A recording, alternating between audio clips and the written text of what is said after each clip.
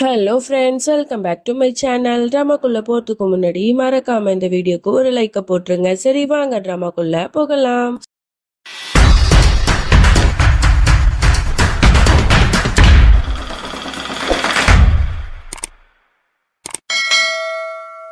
Starting சீன்ல பரி மிஸ்ஸே தான் காட்டுறாங்க. அவங்க 2 பேரும் ஜாலியா பேசிட்டு இருக்காங்க. நாளைக்கு உனக்கு என்கேஜ்மெண்ட் ஃபங்க்ஷன் நடக்க போகுது. ஸோ அதுக்கான வேலையெல்லாம் பண்ணிட்டு இருக்க மிஸ்டி அப்படிங்கிற மாதிரி சொல்ல, எனக்கு தெரியும் பரி, உன்னை நம்பி ஒரு பொறுப்பு ஒப்படைச்சா அது பர்ஃபெக்டா நீ பண்ணிடுவேன்னு எனக்கு தெரியும்.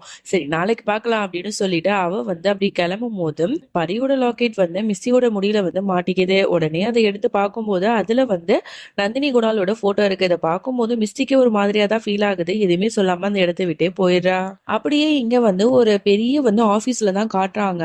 அங்க ஒரு பையனை காட்டுறாங்க. அவன் பெரிய பணக்கார வீட்டு பையன் போல. சோ பாக்குறதுக்கு நல்லா இருக்கான். அவனுக்கு கீழே நிறைய பேர் வேலை பார்த்துட்டு இருக்காங்க. ஏதோ ஒரு பிசினஸ் மீட்டிங்ல தான் இருக்கான். இவனோட பேரு வீரு. இவன் தான் மிஸ்டிக்கு பார்க்கப்பட்ட மாப்பிள்ளை போல. சோ அவனுக்கு அர்ஜென்ட்டா அம்மாட்ட இருந்து கால் வருது. உடனே அந்த வந்துட்டமா அப்படின்னு சொல்லிட்டு ஓடி வரான். எங்க அப்படியே வீட்டுல தான் காட்டுறாங்க. மிஸ்டிய பொண்ணு பாக்குறதுக்காக வீர அவங்க அம்மா 2 பேருமே வந்திருக்காங்க. அப்ப மிஸ்டி ரொம்ப அழகா ஒரு சுடிய போட்டுட்டு தலையில சால் எல்லாம் போட்டுட்டு அப்படியே ரொம்ப கியூட்டா அப்படியே நடந்து வரா. இத பாக்குற பரிக்கும் அவளோட ஃப்ரெண்டுக்காரனுக்கும் பயங்கர ஷாக்கா இருக்கு. இவ என்ன ரொம்ப மாடர்னா ட்ரெஸ் பண்ணி சுத்திட்டு இருப்பா, இன்னைக்குன்னு ரொம்ப ஹோம்லியா இருக்காளே, என்ன செய்தி அப்படிங்கிற மாதிரி கிண்டல் பண்ணிட்டு இருக்காங்க மனசுள்ளாக்கையே. இங்க வீர் அவளை வச்சக்கண்ணு வாங்காம பாத்துட்டே இருக்கான். அவளை ரொம்ப புடிச்சு போயிடுது அவனுக்கு. அப்படியே பார்த்துட்டே இருக்கான். அப்பதான் மாமியாக்காரங்க சொல்றாங்க, இந்த உட்காருமாய பக்கத்துல அப்படின்னு சொல்லிட்டு, நீ பாக்கிறதுக்கு அப்படியே மகாலட்சுமி மாதிரியே இருக்க, எனக்கு ரொம்ப சந்தோஷமா இருக்கு உன்ன மாதிரி ஒரு மருமகள் எடுக்க. நாளைக்கு வீருக்கு உனக்கு என்கேஜ்மெண்ட் இல்லையா, அதனால என்கேஜ்மெண்ட் ரிங் நீயே செலக்ட் பண்ணுங்கிறதுக்காக தான் நான் இங்கேயே எடுத்துட்டு வந்துட்டேன். இந்த ரிங்ல உனக்கு எது பிடிச்சிருக்குன்னு சொல்லு. இதுல எல்லாமே காஸ்ட்லியான ரிங்ஸ் தான் நான் எடுத்துட்டு வந்திருக்கேன். டைமண்ட், பிளாட்டினம் சொல்லிட்டு எல்லா வகையான கலெக்ஷனையும் அள்ளிட்டு வந்திருக்கேன். இதுல ஒரு ரிங் எனக்கு ரொம்ப பிடிச்சிருக்கு, பார்க்கலாம் நம்ம 2 பேரும் செலக்ஷனும் ஒரே மாதிரியா இருக்கான்னு அப்படிங்கிற மாதிரிலாம் இவங்க சொல்லிட்டே இருக்காங்க. ஆஹா ஆண்டி, நீங்க என்ன சொன்னாலும் அது நல்லா தான் இருக்கும் அப்படின்னு சொல்லிட்டு நம்மளோட மிஸ்டி பாக்குறா. அவளுக்கு ஒரு அழகான diamond colour ring white colour கல்லு வச்சுட்டு அப்படியே பாக்குறதுக்கு அப்படியே அழகா இருக்கு. அந்த ரிங்கை பார்க்கும்போது அவளுக்கு ரொம்பவே பிடிச்சிருக்கு. அதையே அப்படி பார்த்துட்டே இருக்கும்போது உடனே மாமியாக்காரங்க சொல்றாங்க, இந்த பாருமா, நான் ஒரு ரிங் செலக்ட் பண்ணி வச்சிருக்கேன் பாரு, இது ரொம்ப அழகா இருக்கும் உன்னோட கைக்கு. எனக்கு தெரிஞ்சு நீ இதை தான் செலக்ட் பண்ணுவேன்னு தெரியும், உனக்கே தானே பிடிச்சிருக்கு அப்படிங்கிற மாதிரி அவங்க கேட்க இவளுக்கு என்ன சொல்றதுன்னே தெரியல. ஒரு மாதிரி தர்ம சங்கடமான நிலைமைக்கு போயிடுறா. ஆண்டி, இதான் நல்லா இருக்கு, நானும் இதான் செலக்ட் பண்ணணும்னு நினைச்சேன் அப்படிங்கிற மாதிரி சொல்லி மாத்திடுறா. இது எல்லாத்தையுமே வீரும் கவனிச்சுட்டு தான் இருக்கான். அப்புறம் அவனுக்கு போன் கால் வருதுன்னு சொல்லிட்டு அவசரமா அதை பேசுறதுக்காக போயிடுறான். இதெல்லாம் நம்மளோட பரியும் கவனிக்கிறா. என்னடா அது, மாமியாக்காரங்க ரொம்ப மோசமா இருக்காங்களே, மிஸ்ஸிக்கு அந்த ரிங் பிடிக்கவே இல்லை, வேணும்னு அவளை கட்டாயப்படுத்துறாங்களேங்கிற மாதிரி ராதிகா இருக்காங்களே பாட்டி, அவங்களுக்கு கண்ணு காட்டு, அவங்களும் வேற என்ன பண்றது அமைதியாரு அப்படிங்கிற மாதிரி செய்களையே சொல்றாங்க.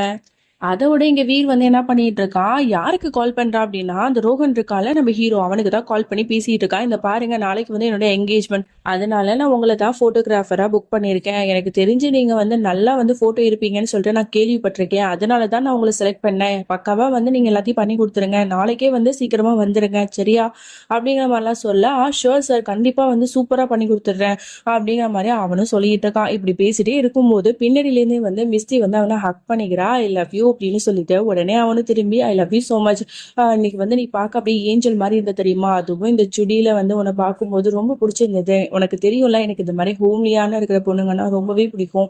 ஸோ அதனால எனக்கு பார்த்த உடனே அப்படியே மெர்சல் ஆயிட்டேன் அப்படின்னு சொல்ல எனக்கு தெரியும். அதனால தான் நான் உங்களுக்கு பிடிச்ச மாதிரி ட்ரெஸ்ஸிங் சென்ஸ் பண்ணிட்டு வந்தேன். 2 பேருமே ரொம்ப மெச்சூரா ரொம்ப அழகா பேசிட்டு இருக்காங்க. இது எல்லாமே பரியும் ஃப்ரெண்டுக்காரனும் பார்த்துட்டு, பரவாயில்ல 2 பேரும் ஏதோ ரொமான்டிக்கா பேசிட்டு இருக்காங்க போல, வா போலாம் அப்படின்னு சொல்லிட்டு அவங்க 2 பேரும் அந்த இடத்த விட்டு காலி பண்ணிடுறாங்க.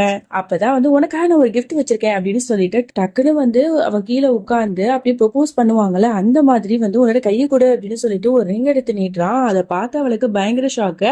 ஏன்னா அவ இப்ப கொஞ்ச நேரத்துக்கு முன்னாடி தான் ஒரு டைமண்ட் ரிங் மேல ஆசைப்பட்டிருப்பா. மாமியாக்காரங்க வேற ரிங்கை செலக்ட் பண்ண வச்சிருப்பாங்கல்ல, சோ அது எல்லாத்தையுமே இவன் அவளோட முகச்சாடையை வச்சு கண்டுபிடிச்சிருப்பான். அவளுக்கு இந்த ரிங் பிடிக்கல, வேற ஒண்ணுதான் பிடிச்சிருக்கு அப்படின்னு சொல்லிட்டு அவளுக்கு பிடிச்ச அந்த ரிங்கையே அவளுக்கு போட்டு விடுறான். இதெல்லாம் பார்த்துட்டு மிஸ்டி வந்து அவன் மேல ரொம்ப இம்ப்ரெஸ் ஆயிடுறா. எப்படிங்க எனக்கு இந்த ரிங் தான் பிடிச்சிச்சுன்னு உங்களுக்கு எப்படி தெரியும் அப்படின்னு சொல்ல, உண்மையான காதல் இருந்தா எல்லாமே தெரியும், உன்னோட முக பாவனையை வச்சு நான் கண்டுபிடிச்சிட்டேன், உனக்கு அது பிடிக்கல அப்படின்னு சொல்லிட்டு, அதனாலதான் உனக்கு எது பிடிச்சிருக்கோ அதையே நான் வாங்கிட்டேன் அப்படின்னு சொல்லிட்டு அவங்க ரெண்டு பேரும் ரொம்ப நல்லா பேசிட்டு இருக்காங்க. அவளும் ஹக் பண்ணிட்டு thank you, you are the best அப்படிங்கிற மாதிரிலாம் சொல்லிட்டு இருக்கா. இங்க அப்படியே மிஸ்டியை தான் காட்டுறாங்க. அவ வந்து என்கேஜ்மெண்ட் பார்ட்டிக்கான எல்லா வேலையும் பார்த்து பார்த்து பண்ணிட்டு இருக்கா. ஒவ்வொன்றத்தையும் நோட் பண்ணிட்டு இருக்கா. அப்பதான் வந்து ஃப்ரெண்டுக்காரனும் ஹெல்ப் பண்ணிட்டு இருக்கான். அது பண்ணு இது பண்ணு அப்படின்னு சொல்லிட்டு அப்ப கரெக்டா அந்த சீன்கார பார்ட்டி இருக்குல்ல அது வந்துருது. உடனே கையில பெரிய சரக்கு பாட்டில கொண்டு வந்து, என்ன பசங்களா எப்ப பார்த்தாலும் வேலை வேலைன்னு செம போரிங்கா இல்ல, இந்தாங்க இந்த சரக்கு நீங்க ஒரு பக்கு அடிச்சீங்கன்னா செம கிக்கா இருக்கும் அப்படிங்கிற மாதிரி சொல்ல, பரியும் வந்து ஒரு சிப் இழுத்துடுறா. அதே மாதிரி அந்த ஃப்ரெண்டுக்காரனும் இழுத்துடுறா. என்னடா நடக்குது, பரியும் வந்து குடிப்பாளா அப்படிங்கிற மாதிரி தான் நமக்கு இருக்கு. ஏன்னா நந்தினியை பொறுத்த வரைக்கும் சின்னதா கூட குடிக்க மாட்டா, அவளுக்கு குடிக்கிறதே பிடிக்காது. ஆனா இவ என்னன்னா நிறைய குடிக்கலாம் செய்யறா போல. அதோட வந்து பாட்டி வந்து சொல்லிட்டு இருக்கு, இந்த மாதிரி நான் வந்து ஒரு ஐடியா வச்சிருக்கேன், இந்த மாதிரி என்கேஜ்மெண்ட் பார்ட்டிலாம் நடக்கிறதுக்கு முன்னாடி பேச்சுலர் பார்ட்டின்னு நம்ம கொடுக்கணும்ல, அதெல்லாம் நீங்க கரெக்டா பண்ணிடுவீங்கல்ல அப்படின்னு கேட்க, ஷுவர் அதெல்லாம் பண்ணிடுவோம், சூப்பரா பண்ணிடலாம் அப்படின்னு சொல்ல, அதுல கண்டிப்பா என்ன வந்து சேர்த்துக்கோங்க, நானும் உங்களை மாதிரி எங்கதான் புரியுதா அப்படிங்கிற மாதிரி சொல்ல, அதெல்லாம் உங்கள எல்லாமே இருக்குமா, அதெல்லாம் உங்களை ஜாயின் பண்ணிப்போம் பாட்டி அப்படிங்கிற மாதிரி பேசி சொல்லிட்டு இருக்கா. அதோட அந்த ஃப்ரெண்டுக்கார பையனும் பாட்டியும் கண்ணாலேயே பேசிட்டு இருக்காங்க. அப்போ வந்து பாட்டி வந்து சொல்லுது, இந்த சொல்லுடா அவள்கிட்ட அப்படின்னு சொல்லிட்டு கண்ணாலேயே சொல்லிட்டு இருக்கு.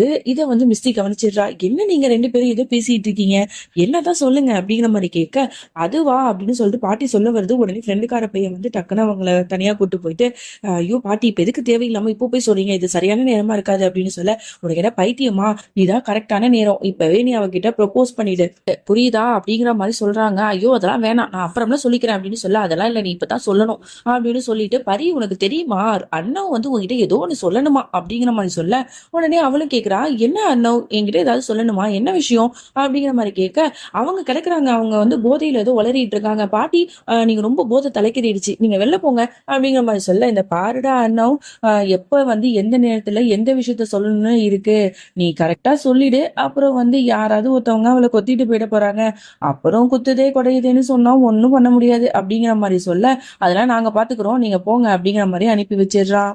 அதோட என்ன நினைச்சான்னு தெரியல, டக்குனு வந்து பரிய பார்த்துட்டு, என்ன கல்யாணம் பண்ணிக்கிறியா பரி, ஐ லவ் யூ அப்படிங்கிற மாதிரி ப்ரொபோஸ் பண்ணிடுறான். இவளுக்கு என்ன சொல்றதுனே தெரியல, என்ன சொல்லிட்டு இருக்க அப்படிங்கிற மாதிரியே பார்த்துட்டு இருக்கா. அதோட டக்குன்னு வந்து அவனோட கையை வந்து அவளோட நெஞ்சில வச்சுக்கிட்டு, இவளோட கையை வந்து அவனோட நெஞ்சில வச்சுட்டு அப்படியே 1 செகண்ட் கண்ணை மூடிட்டு இருக்கா.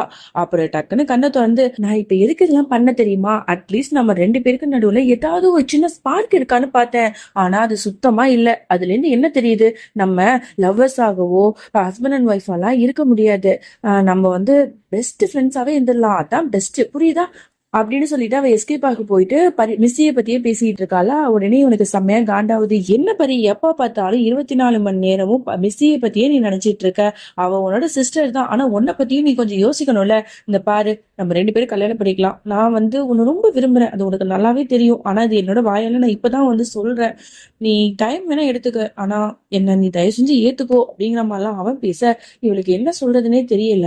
அப்படியே பார்த்துட்டு இருக்கா. அந்த நேரம் பார்த்து டக்குன்னு கால் வருது. எக்ஸ்கியூஸ் மீ அப்படின்னு சொல்லிட்டு நைஸா அவன்ட்டு எது கலந்துட்டு ஓடி போயிடுறா. இவனுக்கு ரொம்ப ஒரு மாதிரியா இருக்கு, இவ எதுக்கு இந்த மாதிரிலாம் அவாய்ட் பண்றா அப்படிங்கிற மாதிரியே யோசிக்கிறான். அதோட இவ ஸ்கூட்டில வந்து வேகமா வந்து போயிட்டு இருக்கும் போது அவளோட ஸ்கூட்டி வந்து அப்படியே நடு ரோட்ல நின்றுடுது, பெட்ரோல் இல்ல போல. எல்லாத்திட்டையும் வந்து ஹெல்ப் கேட்டுட்டு இருக்கா. ரோட்ல போட வண்டி எல்லாத்தையுமே நிறுத்தியான யாருமே இவளுக்கு ஹெல்ப் பண்ணவே மாட்டாங்க. அப்புறம் பின்னாடியே வந்து அதே ரோட்ல தான் நம்மளோட ரூஹானும் வந்து ஜீப்ல வந்துட்டு இருக்கா. முன்னாடி தான் இவன் வந்து ஸ்கூட்டில நிக்கிறா. உடனே வந்து, உனக்கு அறிவில்லையா, நடு ரோட்ல போய் வண்டியை நிறுத்தி வச்சிருக்க, அவனுக்கு என்ன பைத்தியமா அப்படிங்கிற மாதிரி கேட்டுடுறான். ஆமா நடு ரோட்ல வண்டியை நிறுத்ததுக்கு நான் என்ன லூசா, நானே வந்து பெட்ரோல் இல்லாம வண்டி நின்றுட்டு புலம்பிட்டு இருக்கேன், வந்து ஹெல்ப் பண்றதா இருந்தா பண்ணுங்க, இல்லைன்னா போங்க சும்மா காண்டேத்தாம அப்படிங்கிற மாதிரி சொல்லிடுறா. அப்பதான் அவனுக்கு தெரியுது, ஓ பெட்ரோல் இல்லையா, ஓகே ஓகே என்கிட்ட ஒரு ஐடியா இருக்கு அப்படின்னு சொல்லிட்டு அவனோட ஜீப்ல வந்து ஒரு பெரிய கயிறு இருக்கு ரோப் மாதிரி, ஸோ அதை எடுத்து அவளோட ஸ்கூட்டில கட்டிட்டு அவனோட ஜீப்லயும் ஒரு பக்கம் கட்டிட்டு என்ன சொல்றா, இந்த மாதிரி உனக்கு ஜீப் ஓட்ட தெரியுமா, நீ ஜீப் வந்து ஓட்டிட்டு போ, நான் பின்னாடியே உன்னோட ஸ்கூட்டியை வந்து ஓட்டிட்டு வரேன், அப்படியே பெட்ரோல் பங்குக்கு போயிட்டு நீ போய் பெட்ரோல் போட்டுக்க, எப்படி ஐடியா அப்படின்னு சொல்லிட்டு அவளை வந்து ஜீப் ஓட்ட சொல்றான். அவளுக்கு ஜீப் ஓட்டவே தெரியாது போல, அப்படியே ரொம்ப தடுமாறி மாதிரி ஓட்டிட்டு இருக்கா. ஐயோ இவகிட்ட போய் சொல்லிட்டோமே, என்னோட காரை ஒரு வழியை பண்ணிடுவா அப்படின்னு சொல்லிட்டு, போதும் நிறுத்து, உனக்கு ஒண்ணுமே ஓட்ட தெரியாதா, எதுக்குமே லாய்க்கு இல்ல போல நீ, உனக்கு தான் ஜீப் ஓட்ட தெரியாதுன்னா முன்னாடியே சொல்ல வேண்டியதானே, சரி சரி நீ போய் ஸ்கூட்டி ஓட்டு, நான் ஜீப் ஓட்டிக்கிறேன் அப்படின்னு சொல்லிட்டு ஒரு வழியா அவளை வந்து பெட்ரோல் பங்கு கிட்ட கூட்டு வந்துடுறான். அப்பாடா ஒரு வழியா வந்து உன்னை கூட்டு வந்துட்டேன், இங்க போய் பெட்ரோல் போட்டுட்டு உன் வீடு பக்கம் போய் சேரு அப்படின்னு சொல்லிட்டு அவன் போறான். டக்குனு இவன் வந்து அவன் கிட்ட டைம் சொல்லலாம் அப்படின்னு சொல்லிட்டு போறதுக்குள்ள அவன் அந்த இடத்தை விட்டே போயிடுறான். அப்படியே இங்க நம்மளோட மிஸ்ஸியையும் வீரையும் தான் காட்டுறாங்க. அவங்க வந்து அவங்களோட என்கேஜ்மெண்ட் பார்ட்டிக்காக ஒரு பெரிய ரெஸ்டாரண்ட்டை வந்து புக் பண்ணிருப்பாங்க போல. சோ அதனால அந்த ரெஸ்டாரண்ட்டுக்கே 2 பேரும் போறாங்க. அப்ப மிஸ்ஸி வந்து அங்க உள்ளவங்கள்ட்ட வந்து பேசிக்கிட்டு இருக்கா. அப்ப தூரத்துல இருந்து ரூஹானும் அந்த இடத்துக்கும் வந்துடுறான். அவன் எங்க பார்த்தாலும் போட்டோ எடுத்துட்டு இருக்கும் போது டக்குன்னு மிஸ்ஸிய வந்து பின்னாடியில இருந்து போட்டோ எடுத்துட்டே வரான். அவனுக்கு பார்த்த உடனே மிஸ்ஸிய ரொம்பவே பிடிச்சு போயிடுச்சு போல. அவ வந்து கொண்ட மாதிரி தானே கட்டியிருப்பா. இவன் என்ன பண்றான், அந்த ஹூக்க வந்து அப்படியே இழுத்து விட்டுறான். அப்படியே வந்து அந்த கொண்டை அவிழ்ந்து விழுந்து அப்படியே லூஸ் ஹேர் மாதிரி வந்துடுது. உடனே இவளுக்கு ஒண்ணுமே புரியல, யாரா அது அப்படின்னு சொல்லிட்டு திரும்பி பாக்குறா. இவன் டக்கு டக்குன்னு 4-5 கிளிக்ஸ் வந்து எடுத்துடுறான், போட்டோ பிடிச்சிடுறான் அவளை, அவளோட பெர்மிஷனே இல்லாம. இவளுக்கு ஒண்ணுமே புரியல, யாரா அவன் அப்படின்னு சொல்லிட்டு பாத்துட்டே இருக்கா. அவன் எதுவுமே சொல்லாம இங்கிருந்து ஓடி போயிடுறான். இவளுக்கு ஒண்ணுமே புரியாம யோசிச்சுட்டு இருக்கா. இப்ப ரூஹான் பார்த்த அடுத்த நிமிஷமே நம்மளோட மிஸ்டியை காதலிக்க ஆரம்பிச்சிட்டான்னு மட்டும் நல்லா தெரியுது. இதுக்கப்புறம் இன்ட்ரெஸ்டிங்கா வந்து ஸ்டோரி இருக்கும். ஸோ அதனால மறக்காம இந்த டிராமாவை ஃபுல்லா பாருங்க. உங்களுக்கு யாரு வந்து இந்த டிராமால பிடிச்சிருக்கு, பரியா, மிஸ்டியா, ரூஹானா, வீரா அப்படின்னு சொல்லிட்டு மறக்காம கமெண்ட் பண்ணுங்க. நெக்ஸ்ட் வீடியோல சந்திக்கிறேன். அது வரைக்கும் என்னோட காத்திருங்கள்.